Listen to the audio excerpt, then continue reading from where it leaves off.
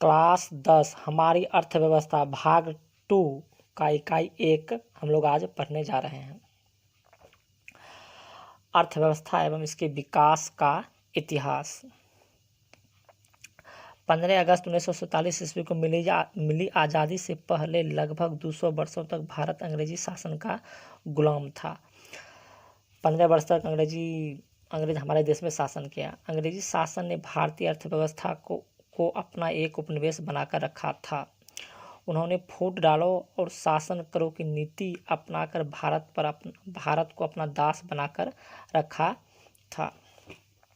उपनिवेश जब कोई भी देश किसी बड़े समृद्धशाली राष्ट्र के शासन के अंतर्गत रहता है और उसके समस्त आर्थिक एवं व्यावसायिक कार्यों का निर्देशन एवं नियंत्रण शासक देश का होता है, तो ऐसे शासित देश को शासक देश का उपनिवेश कहा जाता है। जैसे अंग्रेज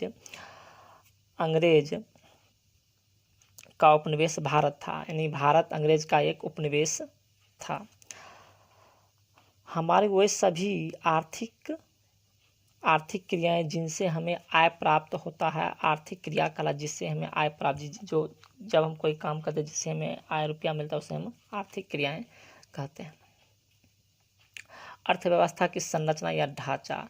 अर्थव्यवस्था में विभिन्न प्रकार की आर्थिक क्रियाएं अथवा गतिविधियां संपादित की जाती हैं, जैसे कृषि उद्योग, व्यापार, बैंकिंग, बीमा, परिवहन, संचार आदि। इन क्रियाओं को मोटे तौर पर 3 भागों में बांटा गया। सभी क्रियाओं को अर्थव्यवस्था की संरचना या ढांचा कहते हैं।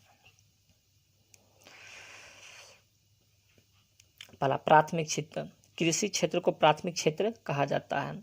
जिस क्षेत्र में कृषि का खेती बाड़ी का कारोबार होता है उसे प्राथमिक क्षेत्र कहते हैं। जैसे कृषि, पशुपालन, मछली पालन, जंगलों से वस्तु को प्राप्त करना आदि, ये सभी प्राथमिक क्षेत्र के अंतर्गत आता है। द्वितीयक क्षेत्र। औद्योगिक क्षेत्र को द्वितीयक क्षेत्र का, औद्योगिक फैक्ट्री के अंतर्गत कोई भी वस्तु का उत्पादन होता है उसे औद्योगिक क्षेत्र कहा जाता है। जैसे खनिज व्यवसाय, निर्माण कार्य, जनोपयोगी सेवाएं जैसे बिजली और गैस और बिजली आदि।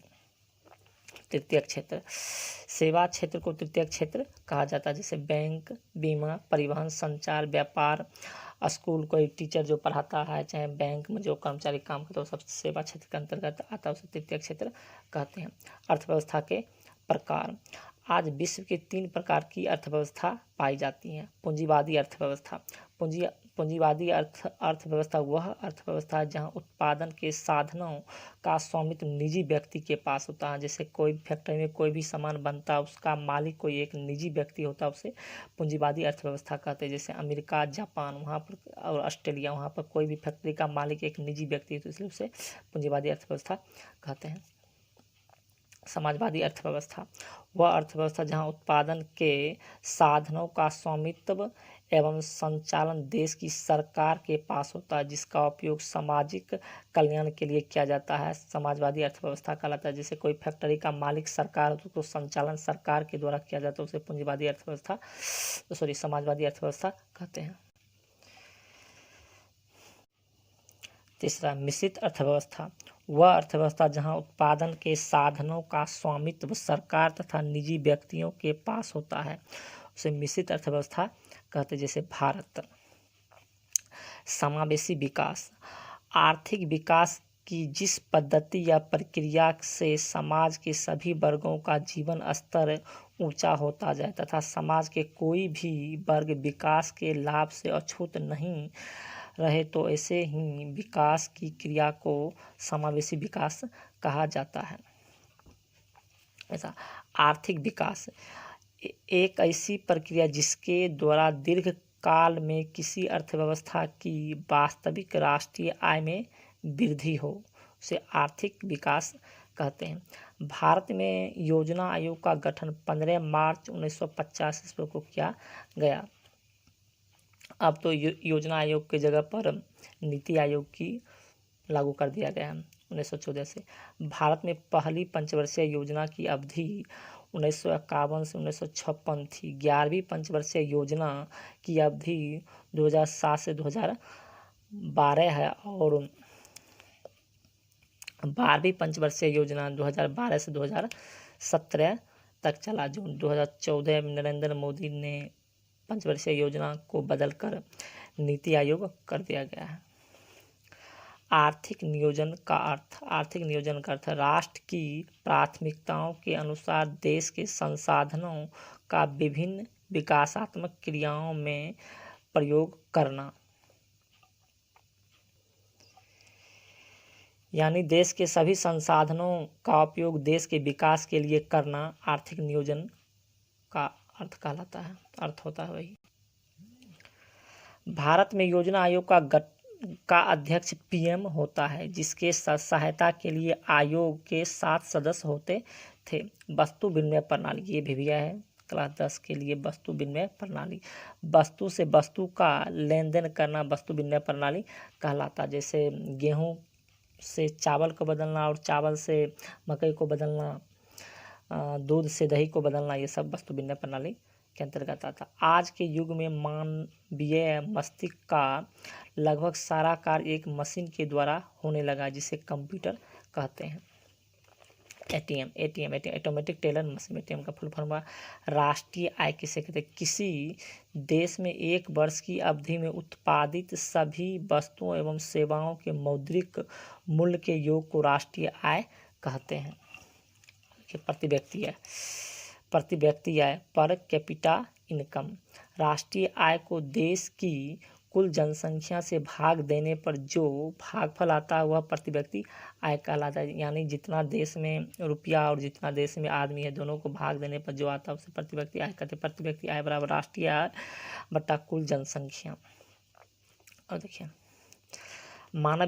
मानव विकास सूचकांक, ह्यूमन डेवलपमेंट इंडेक्स, यूएनडीपी द्वारा प्रकाशित मानव विकास रिपोर्ट विभिन्न देशों की तुलना में लोगों की शैक्षणिक स्तर, उनकी स्वास्थ्य स्थिति और प्रति व्यक्ति आय के आधार पर करती है। HDI जीवन आशा सूचकांक प्लस शिक्षा प्राप्ति सूचकांक प्लस जीवन स्तर सूचकांक। लिंग विकास सूचकांक GDI की दरों में भारत ने 2001 में 105वें क्रम में 2004 में 96वें क्रम पर आ गया था। 2006 में 177 देशों के लिए HDI की गणना की गई थी। आर्थिक संरचना, वे सभी तत्व जैसे बिजली, परिवहन, संचार, बैंकिंग, स्कूल, कॉलेज, अस्पताल आदि देश की आर्थिक विकास का आधार है। इसी सब के द्वारा देश का विकास हो, तो उन्हें देश का आधारित संरचना यानी आधारभूत ढांचा कहा जाता है। जिस देश का आधारभूत ढांचा जितना विकसित होगा वह देश उतना ही अधिक विकसित होगा, यानी कि विकास करेगा। CSO केंद्रीय सांख्यिकी संगठन, CSO द्वारा ही देश की GDP ज्ञात किया जाता है। पूर्व राष्ट्रपति डॉक्टर APJ अब्दुल कलाम ने कहा था कि बिहार के विकास के बिना भारत का विकास संभव नहीं है। 15 नवंबर 2000 ईस्वी को बिहार से झारखंड के अलग हो जाने के बाद खनिज बहुल क्षेत्र झारखंड में चले गए और बिहार के पास केवल उर्वरक भूमि तथा कुछ ही उद्योग रह गए, जिसके कारण बिहार और गरीब हो गया। एक प्रसिद्ध अर्थशास्त्री कुजनेद ने विश्व के संदर्भ में यह कहा था कि गरीब कैंसर रोग की तरह है। यह क्वेश्चन पूछा जाएगा, किसने कहा था कि गरीब कैंसर रोग की तरह था? कुजनेद। कृषि जनित उद्योग, ऐसा उद्योग जो कृषि उत्पादन पर आश्रित होता है अथवा जिसके उत्पादन में कृषि क्षेत्र से कच्चा माल आता है, उसे कृषि जनित उद्योग कहते हैं। जिस उद्योग में कृषि से कच्चा माल आता है उसे कृषि जनित उद्योग कहते हैं। जैसे हमारे हसनपुर का जो चीनी मिल है वो कृषि जनित उद्योग है। जैसे आम से अचार बनाना, टमाटर से टमाटर सॉस बनाना आदि। गरीबी रेखा कैलोरी मापदंड पर आधारित है। गरीबी रेखा कैलोरी मापदंड पर आधारित है। ग्रामीण क्षेत्र में 2400 कैलोरी तथा शहरी क्षेत्र में 2100 कैलोरी प्रति व्यक्ति निर्धारित किया गया है। इससे कम कैलोरी मिलना गरीब माना जाता है, जिसे BPL कहते हैं। BPL below poverty line. NREGA ग्रामीण रोजगार देने की यह एक राष्ट्रीय योजना है। इसके अंतर्गत ग्रामीण मजदूरों को साल में कम से कम 100 दिन के लिए रोजगार देने की व्यवस्था है। इसके लिए न्यूनतम मजदूरी निर्धारित किया गया है। अगर जो किसी भी देश में 100 किसी बेरोजगार आदमी को कोई 100 दिन की मजदूरी नहीं दिया जाएगा, उसके बेरोजगार भत्ता देना आवश्यक है। नरेगा का पूरा नाम national rural employment guarantee act. सतत विकास, ये भी है सतत विकास। ऐसा विकास जो जारी रह सके, टिकाऊ बना रह सके। सतत विकास में न केवल वर्तमान पीढ़ी बल्कि भावी पीढ़ी के विकास को भी ध्यान में रखा जाता है। सतत विकास कहलाता ऐसा विकास जिसमें अभी भी विकास करता है और भविष्य में भी विकास करता रहेगा, उसे ही कहते हैं सतत विकास, जो हमेशा के लिए चलता रहे। UNDP संस्था द्वारा HDR शैक्षणिक स्तर प्लस स्वास्थ्य स्थिति प्लस प्रति व्यक्ति आय। HDI जीवन आशा प्लस शिक्षा प्राप्ति प्लस जीवन स्तर।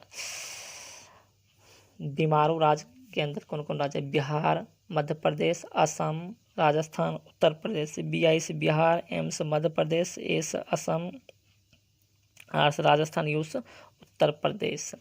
मानव निर्धनता सूचकांक ह्यूमन पॉवर्टी इंडेक्स। ये अब देखते हैं बिहार के पिछड़ेपन के कारण। बिहार के पिछड़ेपन का कारण क्या है? तेजी से बढ़ती हुई जनसंख्या। बिहार में बहुत तेजी से जनसंख्या बढ़ रहा है, जिसके कारण बिहार और पिछड़ता चला जा रहा है। आधारित संरचना का अभाव। बिहार में आधारित संरचना का अभाव, जैसे फैक्ट्री का अभाव है। कृषि पर बिहार सिर्फ कृषि पर ही, बिहार में कोई भी फैक्ट्री नहीं, जिसके कारण बिहार और पिछड़ा चला जा रहा है।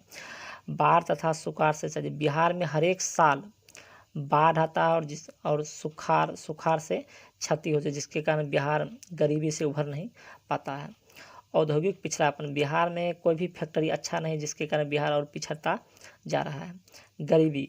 बिहार में गरीबी है, गरीब ही गरीब को जन्म देता है, जिसके कारण बिहार और गरीब होता चला जा रहा है।